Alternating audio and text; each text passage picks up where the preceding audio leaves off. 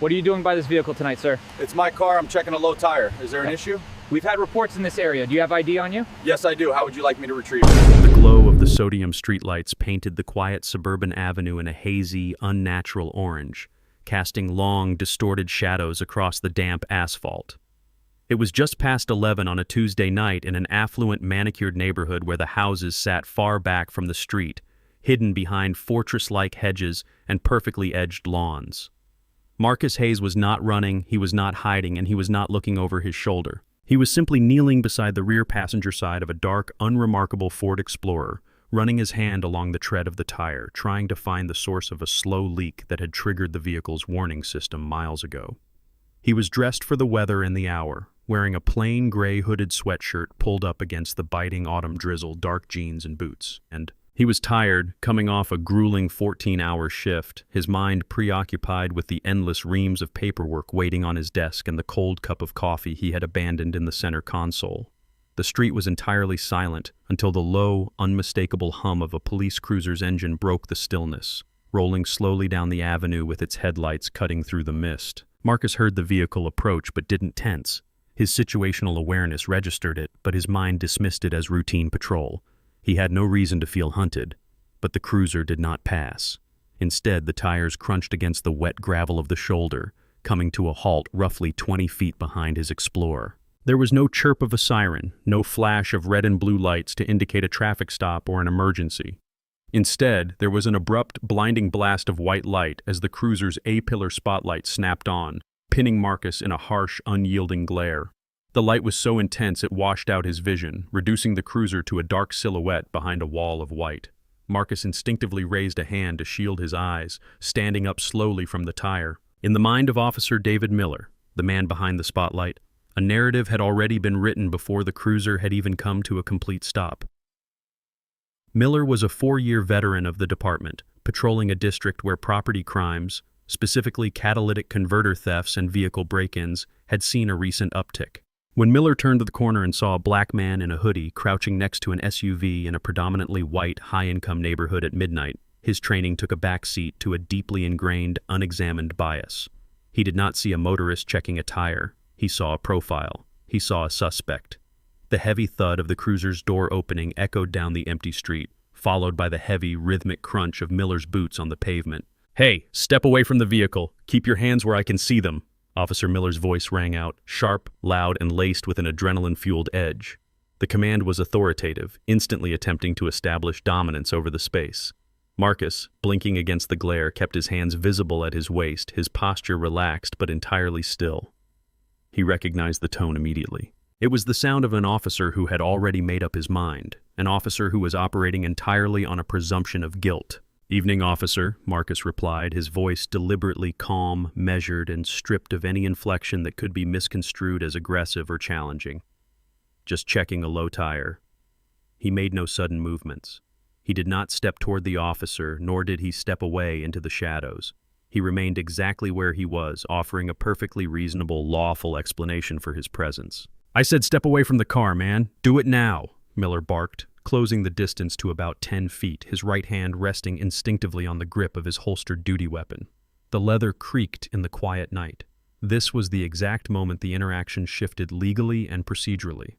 What could have been a consensual encounter, a simple inquiry by an officer to see if a motorist needed assistance, had immediately morphed into an investigatory detention. But under the law, an officer cannot simply detain a citizen on a hunch or a feeling.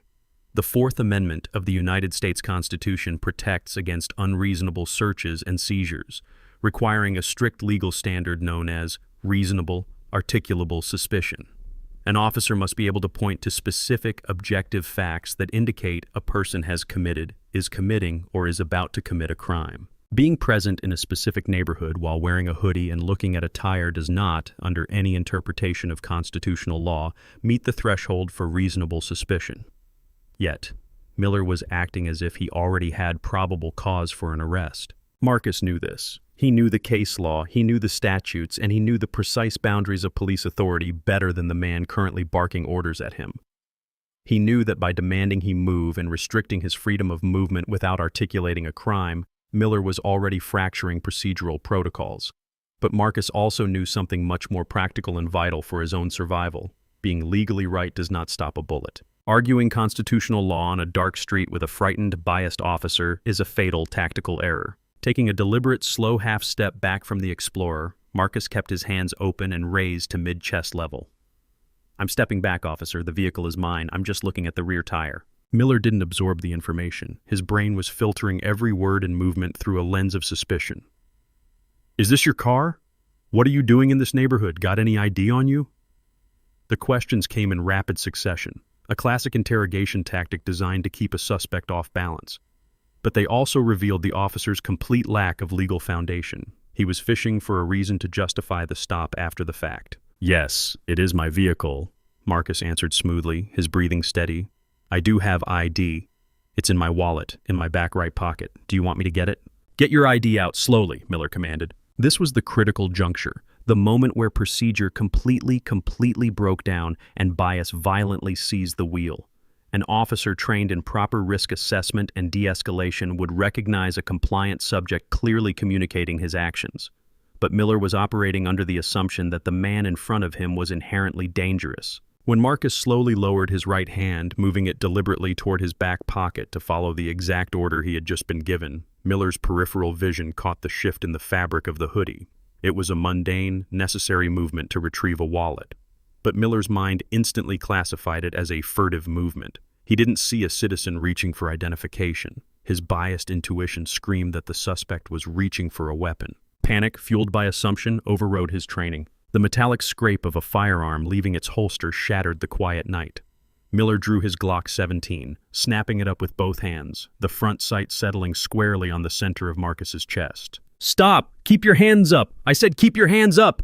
Miller screamed, his voice cracking slightly with genuine, terrified adrenaline. The barrel of the gun was trembling. Time seemed to instantly dilate for Marcus. The situation had escalated from an unlawful detention to the threat of lethal force in a matter of seconds. The muzzle of the gun looked massive, a dark, empty void promising instantaneous, irreversible destruction.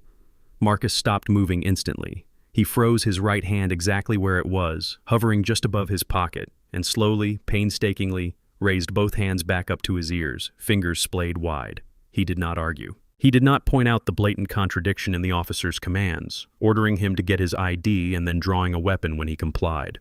He recognized that the man holding the gun was no longer operating rationally. Miller was trapped in a fight-or-flight response triggered by his own flawed assumptions. "My hands are up," Marcus said, his voice dropping an octave, becoming slower, deeper, and profoundly calm. He was not just speaking to the officer. He was actively employing verbal de-escalation techniques, trying to lower the officer's heart rate through his own projected stillness. "I am not moving. I do not have a weapon. I am unarmed. My wallet is in my back right pocket." "Turn around! Face away from me!" Miller yelled, taking a step to the side, trying to assert control over a situation that was only out of control because he had escalated it. His finger was indexed along the frame of the weapon, hovering dangerously close to the trigger guard. This was another massive procedural error. Without probable cause that a crime had been committed, and without a reasonable belief that Marcus was armed and dangerous, holding him at gunpoint constituted an excessive use of force and an egregious Fourth Amendment violation. Marcus turned, pivoting slowly on his heels until he was facing his own vehicle, his back to the trembling barrel of the gun.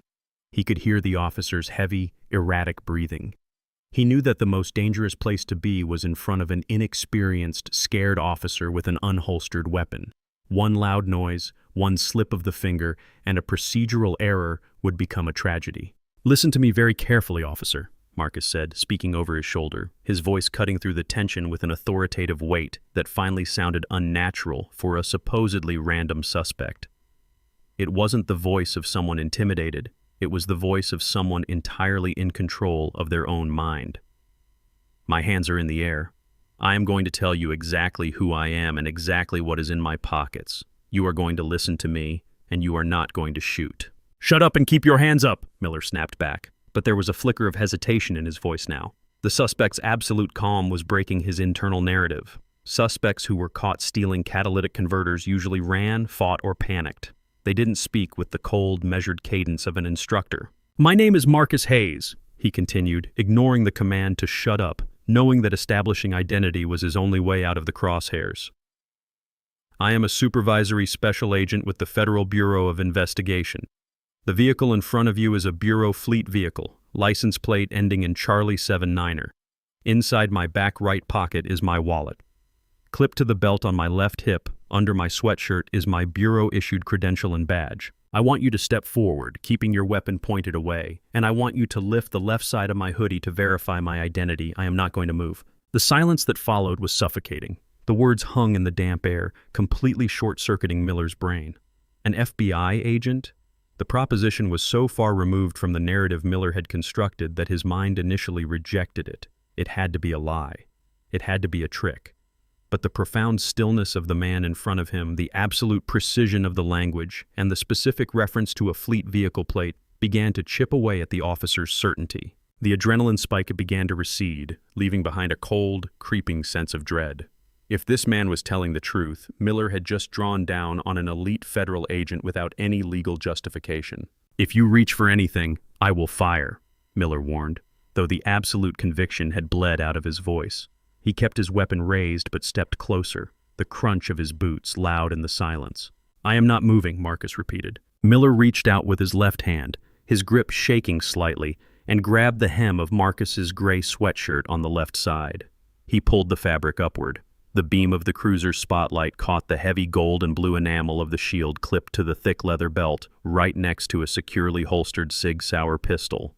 The bold letters FBI gleamed in the harsh light. Next to the badge was a leather credential case, slightly open, revealing a severe, unsmiling photograph of the man standing before him, bearing the seal of the Department of Justice. Miller stopped breathing. The gun in his right hand suddenly felt like a massive radioactive weight. The entire foundation of his traffic stop, his assumptions, his aggressive posture, completely collapsed into a pit of profound professional horror. He slowly lowered his weapon, stepping back, his mind scrambling to process the magnitude of his mistake. He holstered his firearm, the click of the retention strap sounding incredibly loud. Agent Hayes," Miller stammered, his voice entirely different now, stripped of all authority, replaced by the nervous cadence of a man realizing he has just stepped on a landmine. I apologize. We've had a lot of break-ins in this area. You fit the description of a suspicious person report we had earlier." Marcus finally lowered his hands and turned around. He looked at Miller, his expression completely devoid of anger, which somehow made it worse. He looked at the young officer with a cold, analytical disappointment. He knew there was no suspicious person report. He knew that fitting the description was the hollow catch-all phrase used to retroactively justify a stop born of bias. "A description of a man changing a tire?" Marcus asked, his tone level, slicing through the flimsy excuse. "No, sir, just a person in a hoodie, lurking." Miller tried to salvage the situation, backing himself further into a corner of procedural incompetence. "Lurking is not a crime, officer, and you didn't have reasonable, articulable suspicion to detain me," Marcus stated, stepping toward his vehicle and opening the door to retrieve his coffee. "You bypassed a consensual encounter. You demanded identification without cause. And when I complied with your direct order, you interpreted my compliance as a furtive movement and escalated to lethal force. You pointed a loaded firearm at my chest because your internal bias told you I didn't belong in this neighborhood, overriding every piece of constitutional law you were taught in the academy." Miller swallowed hard, his face pale under the streetlights. "Sir, it was dark. I have to make split-second decisions to protect myself." "You made a split-second assumption," Marcus corrected him, shutting the car door. "And if I had panicked, if I had slipped, or if I hadn't spent the last 15 years training to de-escalate terrified people with guns, you would have shot me. And you would have stood over my body and told your sergeant that you feared for your life because I reached for my waistband. And the tragedy is, the system probably would have believed you." The arrival of a second cruiser, moving fast and silent, broke the heavy standoff. A patrol supervisor, a sergeant with silver bars on his collar and a worn face, stepped out of the vehicle. He had monitored the radio silence and decided to roll by. The sergeant quickly took in the scene, his junior officer standing pale and rigid, and a calm man in a hoodie holding a cup of coffee. As the sergeant approached, Marcus casually flipped open his credential case. The sergeant's eyes darted from the badge to Miller, immediately recognizing the catastrophic shift in dynamics. The immediate aftermath was exactly as grounded and agonizingly bureaucratic as reality dictates. There was no screaming match, no instant firing on the side of the road, no dramatic arrest of the officer.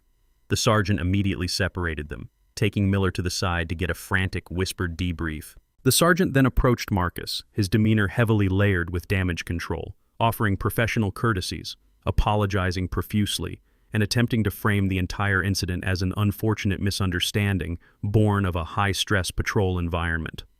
Marcus didn't accept the apology, nor did he raise his voice. He simply requested the sergeant's card, Miller's badge number, and the incident report number, stating clearly that he would be filing a formal complaint through the Department of Justice and local internal affairs. In the weeks that followed, the consequences unfolded not with cinematic justice, but with the slow, frustrating grind of the legal system. Officer Miller was not immediately terminated. He was placed on administrative desk duty pending an investigation. The police union immediately circled the wagons, releasing a statement about the dangers of nighttime patrols and the officer's reasonable belief of a threat, heavily relying on the doctrine of qualified immunity to shield him from personal liability. They argued that because the law regarding furtive movements can be highly subjective in the moment, Miller's actions, while perhaps a mistake, were not a clear violation of clearly established law. Marcus Hayes returned to his desk at the bureau, the incident becoming another file in his long career.